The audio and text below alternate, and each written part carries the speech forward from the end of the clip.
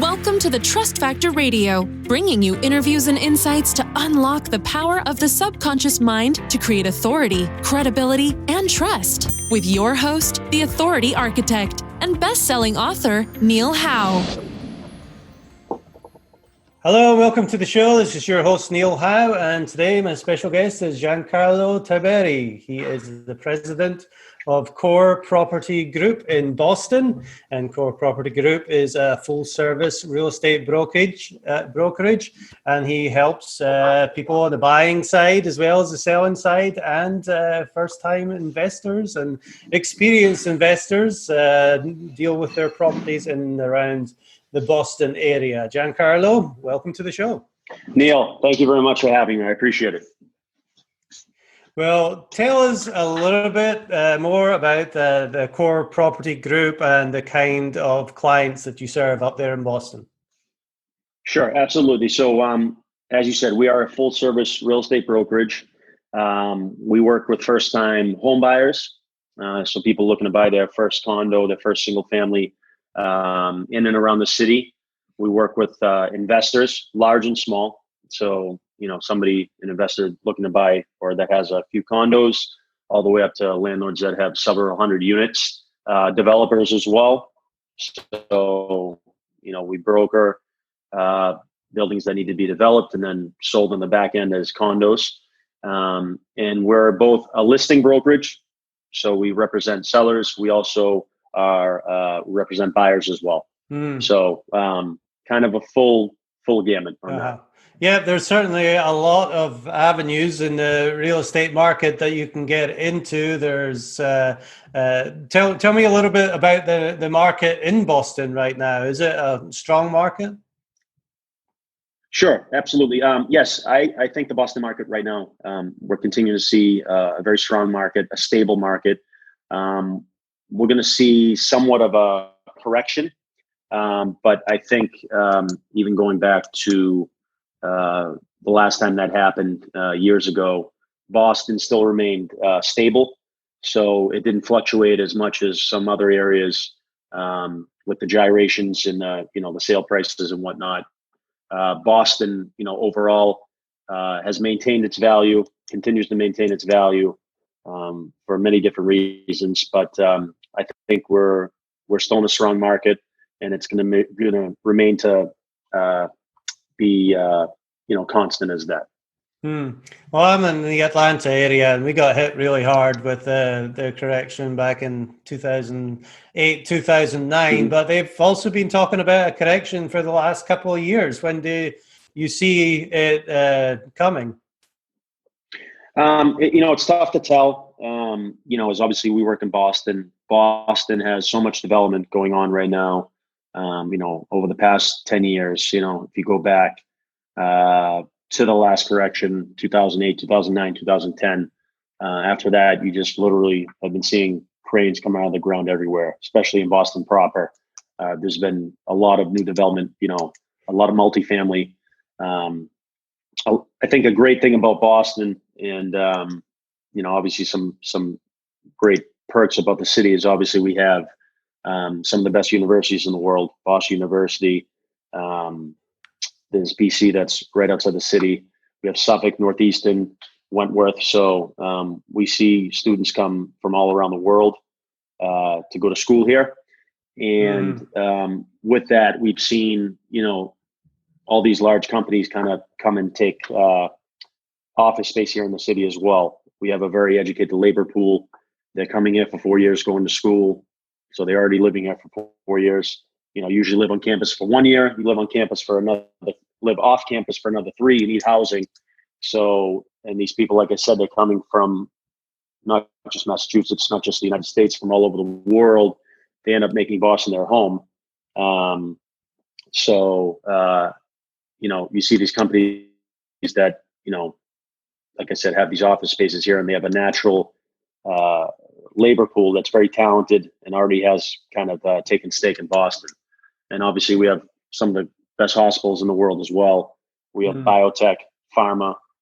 So there's a lot of great industries, finance, with obviously the financial district downtown. So that's great. So that's really been a great thing with Boston as well. Yeah, there's certainly a lot going on. I was there during the summer just for a little while, and it was very busy. Definitely lots happening. So there's the big rental market, obviously, for especially the students. How are you involved in that market? We do. So we have a full rental division, actually. So we deal with a lot of rentals. So that's continued to remain strong as well. So, there's Suffolk University, which is downtown. They obviously live on campus, and then they live off campus as well. And then, our largest demographic is the young professional that, lives and works in Boston proper. Obviously some people commute as well, but they still live in the city, just basically on their, their social life, but they still live in the city. So they'll commute to work, but they come home and live in the city, With the advent of the development in the Seaport district, that's really become its own neighborhood. It's continued to grow. There's a lot of multifamily there that's been built within the past 10 years. Now that they've increased just the ease of living there with restaurants, everything else you would need to, have a neighborhood kind of feel. Right. So that's really been a great area for these young professionals to live in too. So you might even work right there and live down the street. That's really burgeoned and became a really great neighborhood. Nice. Well, tell me, obviously there's lots of opportunity when it comes to real estate, and especially when there's lots of building and converting these old big buildings into condos and things like that. You deal a lot in the investment side as well. Tell me a little bit more about that. We do deal with a lot on the investment side. So we have investors that come in, they obviously look for value add. So they come in, they look at for example, the North End, which we have 2 offices. We have one on the waterfront and one on the North End side. They'll take a 4 or 5 story brick building, they'll rearrange the floor plate, modernize it. Most of these buildings are older tenement style apartments that just have antiquated floor plans. The window lines might not be used to the best advantage. So they'll really come in, create a new floor plate. Open floor plans are obviously what people are looking for now. And whether it's a condo or a rental play, that would depend on finish. But they'll look to add as much value as possible, adding modern amenities, laundry, obviously full-scale kitchens, fully appliance, dishwashers, microwaves, and whatnot. And then, sometimes they can even add some outdoor space, whether that be roof space or if there's a patio area, depending on the building and the actual plot that it sits on, depending if there is any outdoor space. But that's been a huge factor for us. Investors coming in, taking older dilapidated buildings, renovating them, and then we can do the lease ups for them as well. The North End is mostly 4 to 8 unit buildings. A larger building in the North End is not as many. But then obviously if you get to Beacon Hill, Back Bay, South Boston, you can get some more scale. So that's really been a huge factor for us, and that's a big core component of our business. Right.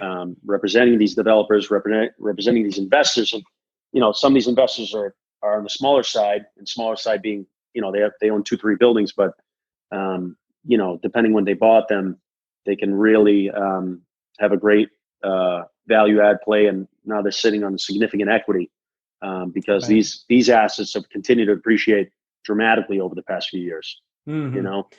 Now Boston's a pretty old city comparatively. I'm from Scotland myself, and we've got some older stuff over there. But do you see a lot of renovation of these old buildings, or is there new construction going up around the city as well? So there's both, yes. So you're right. Boston is very, very old. Some of these buildings that we've sold were built in the late 1800s. So,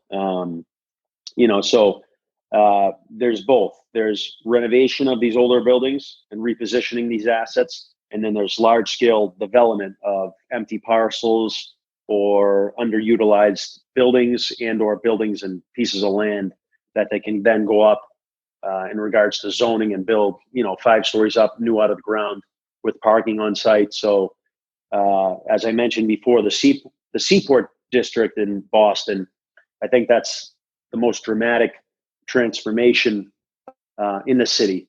If you saw an aerial view of that area 10 years ago, it was just barren land. There was a few buildings. There was a courthouse there that was just positioned there many moons ago. And it was just, getting lots basically used as parking, not used at all. They came in and they just started to build one by one. There's a few pharmaceutical companies that came in and leased a good amount of office space. They opened a few restaurants, and then they went from there. They went lot by lot, and they really just did a dramatic transformation. It's just amazing how much development's been going on there over the past, decade. It's completely transformed the whole area. It's just fully alive now. So it was really great to witness that firsthand and see that transformation and see how they really just the whole area up and created a new space in the city. Well, talk to me about the investors then that you work with. What would you say is their one big problem that you help specialize in solving for them? Yeah. So I guess the biggest problem is to find the right value. As the values have really increased dramatically over the past few years, I think there becomes a point that you can only buy something if it makes somewhat sense. So pricing in the market has really it's increased over the past few years. So it's just a matter of really underwriting the buildings. My analytical background, I used to be an analyst at a real estate investment trust / commercial bank. So definitely a numbers guy. We like to really hone in and crunch the numbers to make sure our investors are getting a good value. If there's any inefficiencies or any other value adds that we can work with, since we've sold hundreds of millions of dollars worth of multifamily assets, I think the experience that we have is really a great asset for these investors as well. So what's the outcome that these people are looking for when they come to you for help? What are they looking to be able to achieve? Yeah, every investor has different criteria, different yields that they're looking for, capitalization rates. So it really depends. Sometimes these investors are conglomerates, syndicates. They group investors' money together. They start a fund, if you would, and they go after these buildings, and then give X amount of return back to their investors, and they run the transaction. They manage it. They manage the construction end of it. And then we have,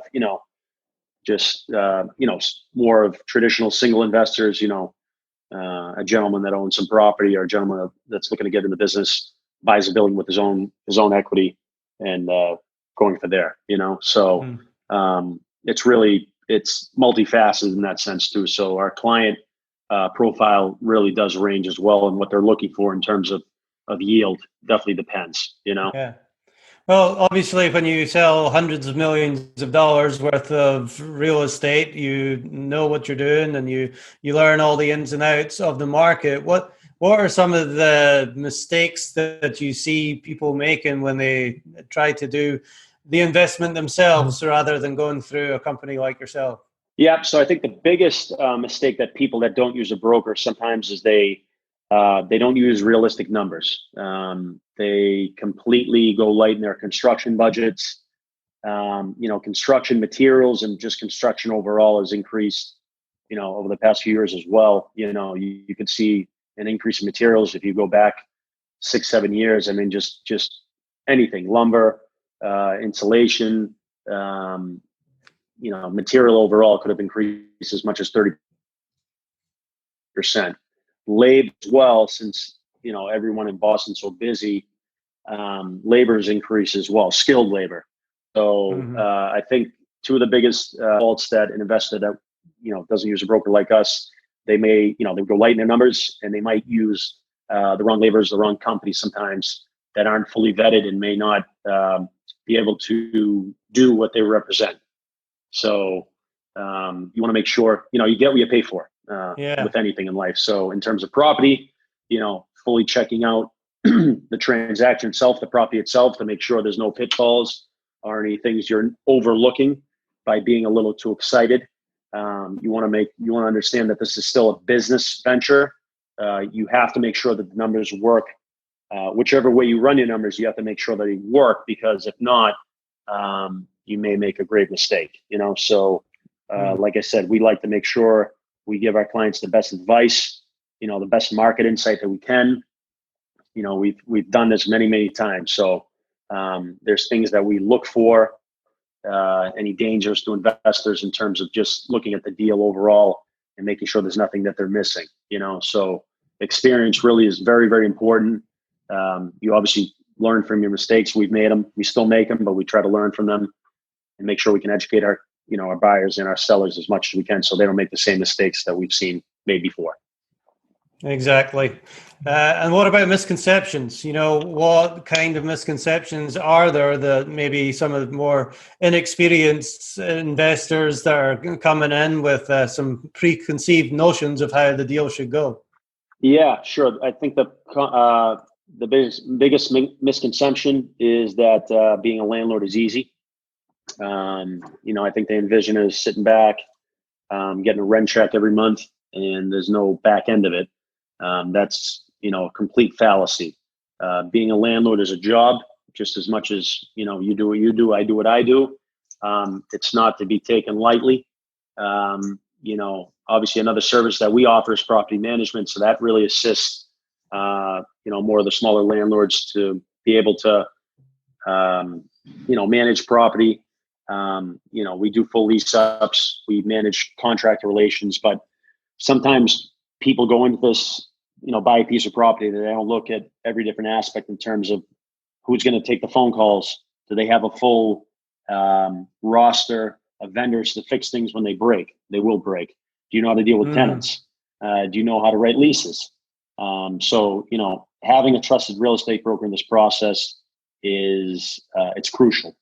It is crucial. So, right.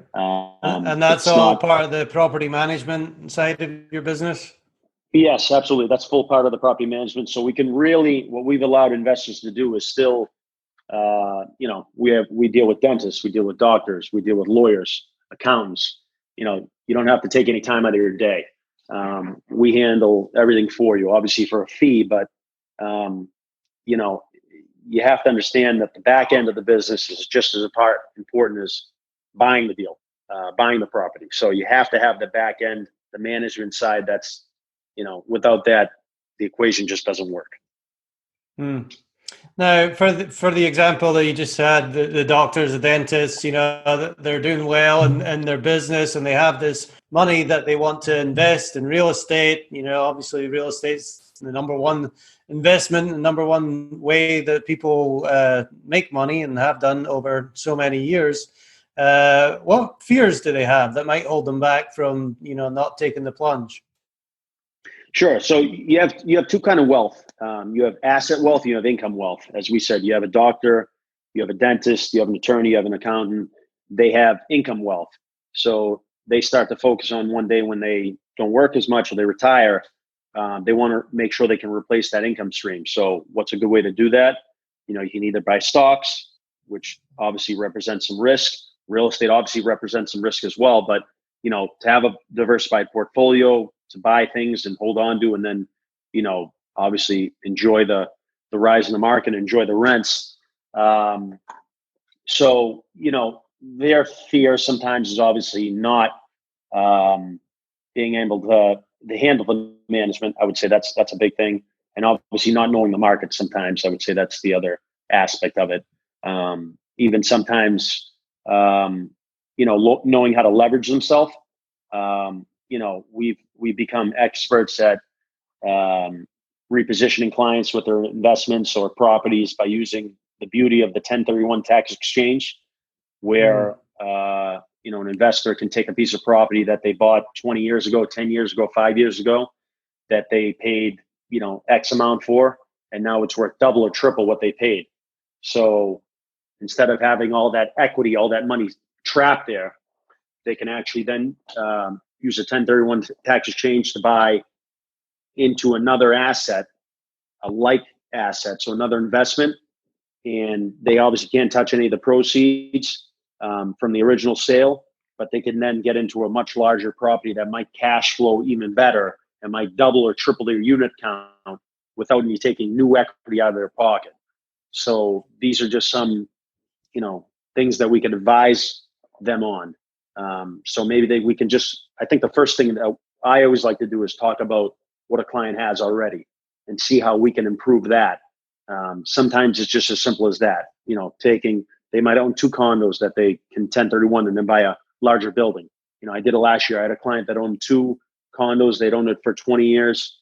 They were making $2,000 a month total. They ended up 1031ing that and rolling the proceeds right into a 4-unit building. They doubled their unit count. They doubled their cash flow. And they got into a brand new 4-unit building in the North End. And, with no work needed. So it was really easy for them. They're not construction savvy. So it was a perfect play for them. They had 2 condos that needed work, that they kept, getting maintenance calls and more work and spending more money. They were able to get out of that, relieve some headaches.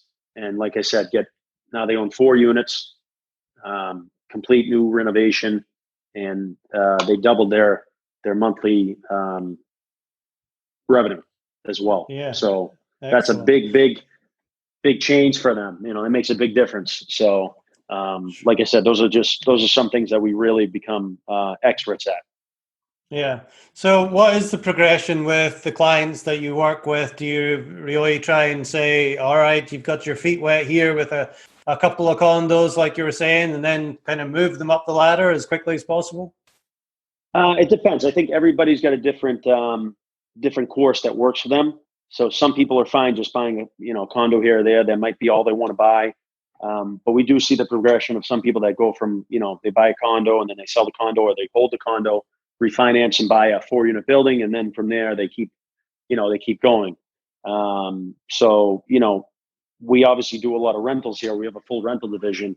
A lot of our first-time home buyers were people we rented apartments to. They come back through us as they feel that we guided them and advised them correctly, and they buy their first piece of property to live in through us as well.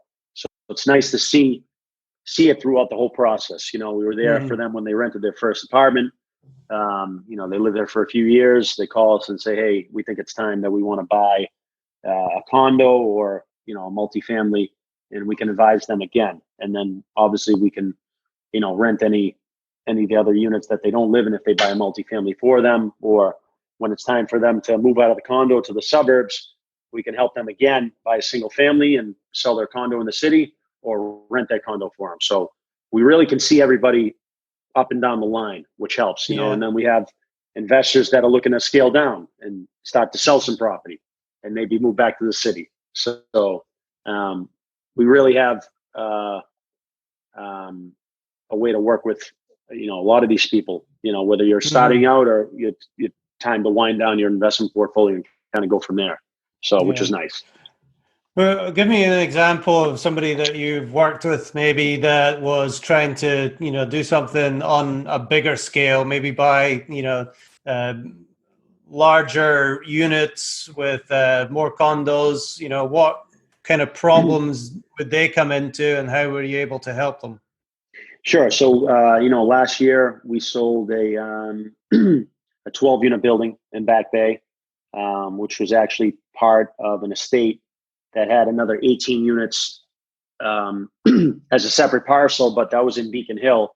So that was part of an estate sale, and obviously it was very competitive. We were able to get the winning bid in for our client.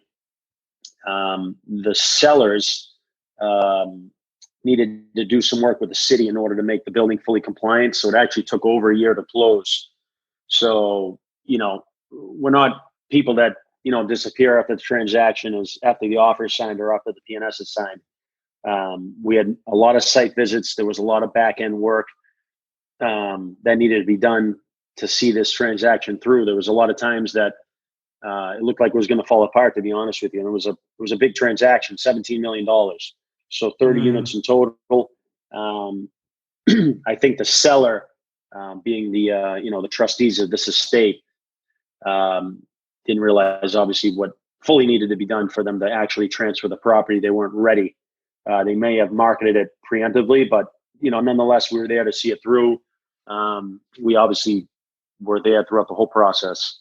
So that was something that we just wanted to keep the buyer rather assured that in the end, throughout all this time, that it would still work. There's a stabilization period when you buy a piece of property. Sometimes, you see this many times. More often than not, you have a seller that owned a piece of property for a long time. They're not getting market rents. They have a friend living in this unit. You have a new investor that comes in that's paying top dollar, paying market rather, and they need to achieve rents in order to pay the mortgage. So we were actually able to basically stabilize this property through having the property in escrow. So that really was a big plus for the buyer. So in the end, it took, like I said, an extra year to close on the property because of zoning and other things that the selling side needed to do. But we were able to release most of the units and obviously achieve a higher yield when the buyer actually closed. That really helped, there's obviously so many things that can go wrong and do go wrong that you're going to need help within a real estate transaction. But overall, what kind of return is an investor looking for in their money when they get into business like this? You're looking anywhere between 5 and 6%. I think that's a lot of people we see looking, between in that range. I think that's safe yields. Sometimes it can be higher, depending on what kind of property you're buying. A value add play. Once the building's fully stabilized, in other words, once you can do the kitchens and baths, or add a bedroom or reposition it, you might get a higher yield. But I'd say 5 to 6% is a safe yield. And in a city like Boston, I still think that's a great buy because we're talking 5-6% today. Real estate's a long-term game. Yes. So you're not buying it for tomorrow. You're buying it for down the road. So 5-6% today, and you still, you're going to get the rents that it's going to pay your mortgage. There's going to be principal beat down. So you're paying off the principal in the building. So your loan amount's going down and the property's appreciating. I think that's still a very, very great return to have in a city like Boston. Very good. Well, Giancarlo, tell me a little bit more about yourself and your backstory and how you got into real estate. Yeah, sure. So I got into real estate 15 years ago, 2004. I was at Boston University. I'm a graduate of Boston University, the business school there. So, I started doing it part-time like most people do. And then I realized I really had a passion for it. So real estate for me is my identity. I eat it, I breathe it, I sleep it. It's a passion. Like I said, doesn't feel like work. So for me, I really do love the business. I love all the different aspects of it. Being able to see a property through, that's great for me. I was named one of the top 100 most influential agents in Massachusetts. That's out of 60,000 active real estate agents in Massachusetts. So that's a pretty nice accolade. We've really been able to grow with Core Property Group an organic business here, an organic clientele. We're obviously fully versed in social media now, but when we started, 15 years ago, this business was completely different. Now it's an internet-driven, mobile-driven, social media-driven business. Buyers, sellers have all the tools, Zillow, Trulia, the plethora of others that they have at their disposal. So we're dealing with a much educated consumer now, with so much information made readily available. So, we try to pride ourselves on knowing the market very well and being able to educate our buyers, not just to be, like I said, the phantom real estate agent that disappears. You just want to make sure you're an asset to your client, So Exactly. And, there's tons of real estate agents to choose from, and everybody's got a relative who is one or was one at some point. But knowing that you've been around for, 15 years is definitely comforting. But can you share a lesson that you learned maybe early on in your real estate career that still impacts how you do business today? Yeah, I think attention to detail is very important. Integrity. When I was starting out, it takes you 45 minutes to write an offer, and you look up to the agents, the senior agents, the people that have been in business for a long, long time. So I remember, going back probably 12 years. It was a condo that was listed in a snowstorm. I like to be the first one to the punch. It was perfect for my client. I knew it was. So I called the broker on the day of the snowstorm. I said, can we see it today? He says, well, there's 2 feet of snow on the ground. I said, I don't care. So he says, you don't care? He says, well, I'm in the city if you are. So we actually showed the condo that day. And we were able to put a deal together on the day of the snowstorm, actually. Most people probably said, "We'll wait till tomorrow." There's really sometimes there's no time to wait in this business. A property might come on that's perfect for your client. It just kind of works out. The stars lined up that day that everybody was around. But the broker that I transacted with there, he was a great resource. He was somebody I always looked up to, and I still look up to him. And he never treated me like a kid, whereas a lot of people did back then. So I have a lot of respect for him. That really made a big difference because, if you don't forget the people on your way up. Somebody could have helped you out, or they didn't. But sometimes, you don't get that extra hand, but sometimes you really do, and that makes all the difference. And how you see the business because, I was in my 20s when I started, so pretty young. Yeah. So. Well, that's great and great advice. You always need a hand up, and I'm sure you're doing the same thing with others Right. that are in the market and helping them as well. All right, Giancarlo, well, we've covered a lot today. If there's one thing that we haven't really covered yet that you could share with somebody who is considering getting into the investment game and getting into real estate, what might that be? Yep. I think the biggest thing would be use a trusted broker. Use somebody that knows the business. Like you said, Neil, you said we all know a real estate agent, which is all well and good, but you want to make sure use somebody that really knows what they're doing. This is one of the biggest financial decisions you can make in your life. You don't want to treat it lightly, so just like you vet your financial advisor, your stockbroker, your doctor, this is the same process. You want to make sure you really use somebody that knows what they're doing. That can be, it can be great when you do. It can be very hurtful if you don't. So, unfortunately, there's not a lot of barriers to get a real estate license, but the good brokers are definitely distinguished from the others. So definitely use a good broker that knows the market, whichever market you may want to invest in. Make sure he knows the lending side of it. Make sure he knows all aspects, because if not, you may have a really tough time, and you won't want to invest in any other real estate after that, because you won't enjoy the process or yield the maximum, the best results for yourself. Yeah, very good advice. There's a lot of money to be made in real estate for sure, but it's also generally one of the largest transactions a person is going to make in their life. So you definitely want to be comfortable and trust that person that you are dealing with.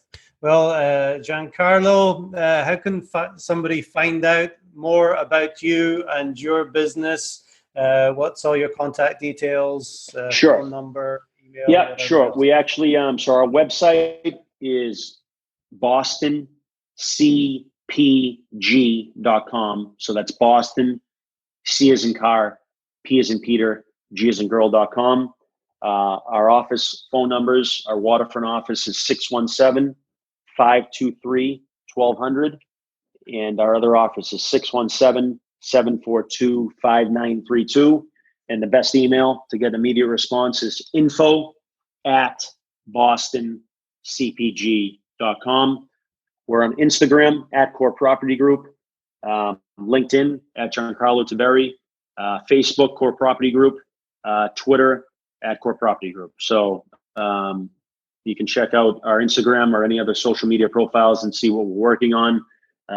Meet the team, the great team that I'm fortunate to have here that works for us. And you can see what we're working on as well. And keep in touch with us and send us an email, give us a phone call, and we'll make sure we connect. Excellent. Well, there's always a ton to talk about when we talk about real estate. There's always a lot going on. So I appreciate your time, Giancarlo Tiberi. He is the president of Core Property Group in Boston. Thank you very much for being my guest on the Trust Factor Radio today. Yeah, thank you very much, Neil, for having us. I appreciate you. And to our listening audience, if you like what you hear, hit that like button and share, and we'll see you next time on the show.